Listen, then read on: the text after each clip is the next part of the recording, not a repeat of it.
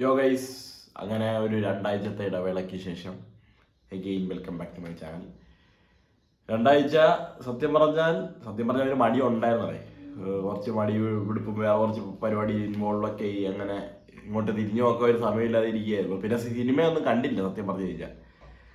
ഞാൻ മറ്റേ എനോമി എന്ന് പറഞ്ഞ പടം കണ്ടു, സ്പാ എന്ന് പറഞ്ഞ പടം കണ്ടു. രണ്ടും എനിക്ക് വലിയ കാര്യമായിട്ടൊന്നും തോന്നിയില്ല. അതുകൊണ്ട് പിന്നെ വീഡിയോ ഉണ്ടോയെന്ന് ഇടയ്ക്കെപ്പോഴോ വിചാരിച്ചു, പിന്നെ അങ്ങ് മറന്നുപോയി സത്യം പറഞ്ഞു കഴിഞ്ഞാൽ. അങ്ങനെ ഇന്നലെ മസ്തിഷ്ക മരണം, എ ഫ്രാഗ്മെന്റിംഗ് ഓഫ് സൈമൺസ് മെമ്മറീസ് എന്ന് പറഞ്ഞ സിനിമ കണ്ടിരിക്കുകയാണ്. 2.5 മണിക്കൂറുള്ള സിനിമ.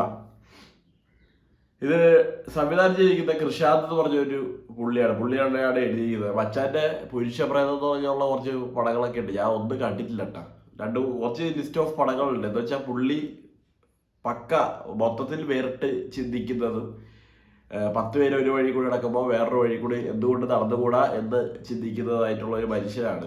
അപ്പോൾ ആ ഒരു കൈൻഡ് ഓഫ് ഫിലിമോഗ്രാഫി ഇഷ്ടപ്പെടുന്നവരുണ്ടെങ്കിൽ, കുറച്ച് വേറിട്ട അല്ലെങ്കിൽ കുറച്ച് ഫ്യൂച്ചറിസ്റ്റിക്, ഇനിയിപ്പോൾ എന്താണ്, ഒരു എക്സെപ്ഷണൽ സാധനങ്ങളൊക്കെ ഇഷ്ടപ്പെടുന്നവരുണ്ടെങ്കിൽ പുള്ളീൻ്റെ വർക്ക് ഇഷ്ടപ്പെടും.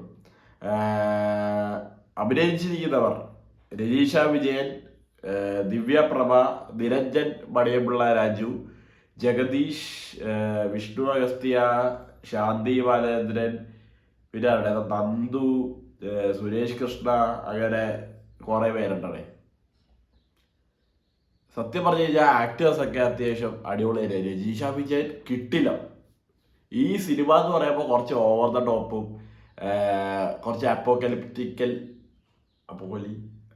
ആ സാധനവും, പിന്നെ എന്താണ് ഭയങ്കര ഫ്യൂച്ചറിസ്റ്റിക്. 2047 കൊച്ചി എങ്ങനെ ആയിരിക്കും, ഇങ്ങനെ ഒരു വശം കൊച്ചിക്ക് ഉണ്ടായാൽ എന്താവും എന്നൊക്കെയാണ് ഇവർ ഈ സിനിമയിൽ ചർച്ച ചെയ്യുന്നത്.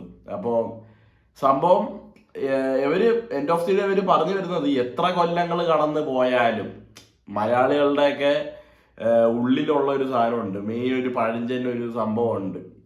ഒരു കുറച്ച് ഫെയിമുള്ള ഒരു നടീനെയോ അല്ലെങ്കിൽ ഒന്ന് പൊതുവെ ഒരു സൊസൈറ്റിയിലേക്കൊക്കെ ഇറങ്ങുമ്പോഴത്തേക്കും അവരുടെ ഉള്ളിൽ കിടക്കുന്ന ഒരു മൃഗത്തിൻ്റെ ഒരു സാധനം ഉണ്ടല്ലോ, ആ ഒരു സംഭവത്തിനെ കുറിച്ച് തന്നെയാണ്. ആ ഒരു പഴഞ്ചൻ ചിന്തകളും പഴഞ്ചൻ രീതിയൊന്നും ഒരിക്കലും മാറില്ല എന്നുള്ള സംഭവമാണ് അവർ പറയാൻ ഉദ്ദേശിച്ചിരിക്കുന്നത്.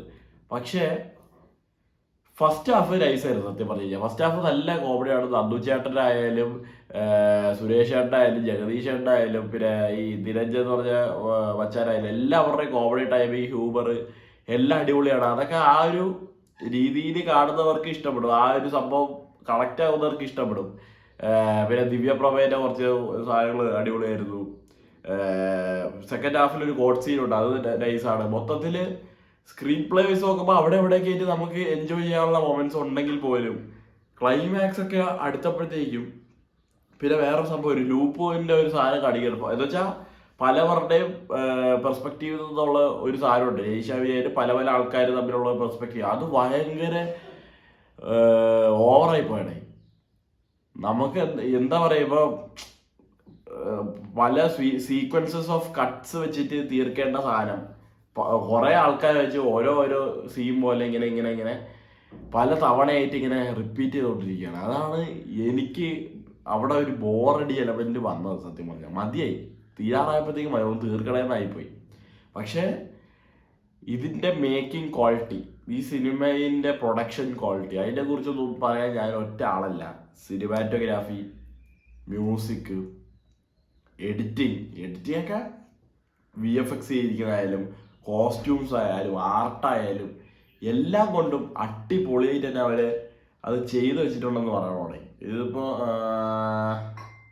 ആൾ cast and crew produced by Vinayaka Ajith. Gaganachari produce ചെയ്ത അതേ ടീം തന്നെയാണ്. അജിത് വിനായക ഫിലിംസ് അവർ തന്നെയാണ് ഇത് പ്രൊഡ്യൂസ് ചെയ്യുന്നത്. Music composer Varkey, cinematography by Prayag Moonthan, editor Krishanth തന്നെ, പിന്നെ ആർട്ട് ഡയറക്ടർ ആൽവിൻ ജോസഫും കൃഷാന്ത് ആർട്ട് ഡയറക്ഷനിലുണ്ട്. Costume designer Divya Joby. കിട്ടില്ല രജീഷയ്ക്കൊക്കെ കൊടുത്തിരുന്ന കോസ്റ്റ്യൂംസ്. പുള്ളിക്കാരിയുടെ ആ ഒരു എന്താ പറയുക, ഇവര് കംപ്ലീറ്റ്ലി പഠിച്ചിരിക്കുന്ന ഒരു കളർ തീമുണ്ട്. ഭയങ്കര ഒരു സൈബർ പങ്ക് രീതിയാണ് കളർ തീം മൊത്തം പിടിച്ചിരിക്കുന്നത്. എന്നിട്ട് പുള്ളിക്കാരിക്ക് കൊടുത്തിരിക്കുന്ന കോസ്റ്റ്യൂംസും പുള്ളിക്കാരി ഇടുന്ന ഓരോ എക്സ്പ്രഷനും ഉണ്ട്. എൻ്റെ പുള്ളിക്കാരി അഭിനയിച്ച് മെഴുകുമായിരുന്നു സത്യം പറഞ്ഞു കഴിഞ്ഞാൽ. എവിടെ ഇതൊക്കെ ഏത് എക്സ്പ്രഷൻ, എന്തൊക്കെ ഭാവങ്ങളാണ് മുഖത്ത് വന്നു പോകുന്നത് വരെ ആയിപ്പോയിക്കോ. ക്ലൈമാക്സിലൊക്കെ പുള്ളിക്കാരിൻ്റെ കയ്യിൽ നിന്ന് പോകുന്ന ഒരു സാധനമുണ്ട്, അതൊക്കെ നൈസായിട്ടുണ്ട്. ഞാൻ പറഞ്ഞില്ല, ആ ഒരു ഡ്യൂറേഷൻ ഒന്ന് ട്രിം ചെയ്ത് ഒരു 1.5-1.25 മണിക്കൂറിൽ ചവിട്ടിയിരുന്നെങ്കിൽ മൊത്തത്തിലൊന്ന് കളറായേനെ. പിന്നെന്താണ്, sound department Ashwin Krishnan, Jio Pius, Varkey, visual effects ഉണ്ട് കുറേ പേര്, സ്റ്റണ്ട് ശ്രാവൺ സത്യ, അങ്ങനെ കിടിലനൊരു വർക്കടേ. ഇത് സത്യം പറഞ്ഞു കഴിഞ്ഞാൽ നമുക്ക് ഒന്നും പറയാനില്ല. ഇത് എങ്ങനെ ഇത് മെനഞ്ഞെടുത്തു, എങ്ങനെ ഈ ഒരു സംഭവം ഉണ്ടാക്കി, ഇത് കമ്പ്യൂട്ടറിലാണോ മൊത്തം കളിച്ചത്, അല്ലെങ്കിൽ റിയൽ വേൾഡിൽ വല്ലതും ഷൂട്ട് ചെയ്തിട്ടുണ്ടോ, എങ്ങനെ ആർട്ട് ചെയ്ത്, ആര് സെറ്റ് ചെയ്തവരെ കണ്ട ഒരു സെല്യൂട്ട് അടിക്കണം. ഇങ്ങനത്തെ പല കാര്യങ്ങൾ നമുക്ക് മനസ്സിലൂടെ മിന്നി മറിഞ്ഞു പോകും. എനിക്ക് പേഴ്സണലി പറഞ്ഞു തരാനായിട്ട് അറിഞ്ഞുകൂടേ അവരെന്തൊക്കെയാണ് ചെയ്യുക. ആ ഒരു ട്രെയിലർ കാണുമ്പോൾ നിങ്ങൾക്ക് മനസ്സിലാവും ആ ഒരു ലെവല് സംഭവം. മേക്കിംഗ് കിടിലം, ഗഗനചാരിയൊക്കെ പോലെ തന്നെ. ഗഗനചാരി പക്ഷേ എനിക്ക് സത്യം പറഞ്ഞു കഴിഞ്ഞാൽ കുറച്ചും കൂടി എൻഗേജിങ് ആയിരുന്ന അതാണ്. എങ്കിൽ പോലും അതിലൊരു പ്രശ്നം എന്ന് വെച്ച് കഴിഞ്ഞാൽ അത് ഫുള്ളി ഇൻഡോർ ഷോട്ട്സ് ആയിരുന്നു. ഇൻഡോർ ഷോട്ട് മാത്രമേ അവർ എടുത്തിട്ടുണ്ടായിരുന്നുള്ളൂ, പുറത്തോട്ട് അവർ വന്നിട്ടുണ്ടായിരുന്നില്ല. ഇതാണെങ്കിൽ നല്ല കിടിലായിട്ട് ഒരു ഇത് അവർ ആ സെറ്റ് ചെയ്തിരിക്കുന്ന ഒരു സംഭവം ഉണ്ട്. എന്ന് വെച്ചാൽ ഇന്നത്തെ കാലത്തെ കേരള പോലീസ് സ്റ്റേഷനും ആ സമയത്ത് വരുമ്പോഴത്തേക്കുള്ള പോലീസ് സ്റ്റേഷനിൽ ഉണ്ടാകുന്ന മാറ്റങ്ങൾ, ഒരു ജയില്, പിന്നെ നമ്മൾ ഈ രേഖാചിത്രമൊക്കെ വരപ്പിക്കൂലേ, അതൊക്കെ രൂപേണ ആക്കി കഴിഞ്ഞാൽ എങ്ങനെ ആയിരിക്കും. പിന്നെ ഒരു കോർട്ട് റൂമിലേക്ക് വരുമ്പോൾ ഇന്നത്തെ അച്ചടക്ക ഭാഷയും സംഭവങ്ങളൊക്കെ മാറി അന്നത്തെ അച്ചടക്ക ഭാഷയൊക്കെ എങ്ങനെയാണ്. ഇതൊക്കെ നല്ലൊരു വിഷനറി ആയിരുന്നു. അത് നല്ലൊരു എന്താ പറയുക, നല്ലൊരു പെർസ്പെക്റ്റീവ് ആയിരുന്നു. പക്ഷേ ഞാൻ പറയാണ്, ഞാൻ ആർക്കും ഉറപ്പ് വരുന്നില്ല ഈ ഒരു സിനിമ എല്ലാവർക്കും ഇഷ്ടപ്പെടണോ എന്നുള്ളത്. കാരണം അത് നമ്മൾ വിചാരിക്കുന്ന പോലത്തെ ഒരു സിനിമയല്ല. പഴുതി ചവിട്ടി വീഴുമ്പോൾ കോമഡി അടിച്ചിരിക്കണ പോലത്തെ ഒരു തമാശയല്ല. മറ്റേ ഫാമിലി സംഭവങ്ങളില്ല. പലർക്കും എന്താ സംഭവം മനസ്സിലാവുക ഇല്ല. അങ്ങനത്തെ ഒരു വട്ട് പടമാണ് സത്യം പറഞ്ഞു കഴിഞ്ഞാൽ. ഭയങ്കര കാരിക്കേച്ചർ ലെവലിൽ അവർ എടുത്തിരിക്കുന്ന ഒരു സിനിമയാണ്. അപ്പോൾ കാണാൻ താല്പര്യമുള്ള ഒരു ട്രെയിലർ ആദ്യം കണ്ടു നോക്കിയിട്ട് സിനിമ കാണാൻ വേണ്ടി തീരുമാനിക്കുക. ഞാൻ പറഞ്ഞല്ലോ, എനിക്ക് സത്യം പറഞ്ഞു കഴിഞ്ഞാൽ ആക്ടേഴ്സിൻ്റെ acting, quality of this film, പിന്നീട് എന്താണ് കുറേ സീൻസ് കാര്യങ്ങളൊക്കെ ഇഷ്ടപ്പെട്ടു.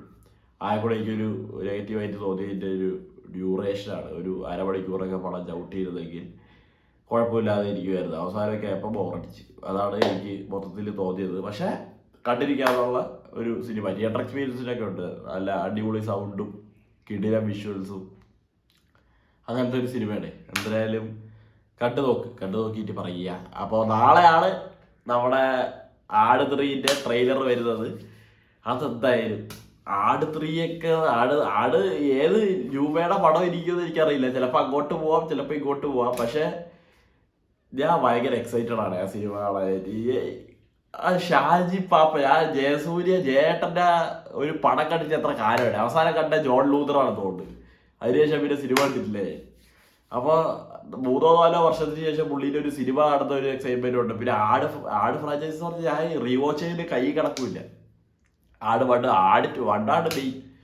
2 അതെ, രണ്ടും ഞാൻ കണ്ടതിന് കൈ കിടക്കില്ല. എന്തോരം ക്യാരക്ടേഴ്സാണ്, എന്തോരം ആൾക്കാരാണ്, എല്ലാവരും അടിച്ചുപൊളി ചെയ്തൊരു പടം. ഇത് കുറച്ച് വേറിട്ട ഒരു പടമൊക്കെ ആയിരിക്കും എന്നാണ് കേട്ടത്. ആട് 3 പഴയകാലം പുതിയ കാലം അങ്ങനത്തെ സംഭവങ്ങളൊക്കെ ഉണ്ടെന്നാണ് കേട്ടത്. എന്തായാലും കണ്ടു നോക്കാം ഗൈസ്. അപ്പോൾ നാളെ ട്രെയിലർ. Bye bye.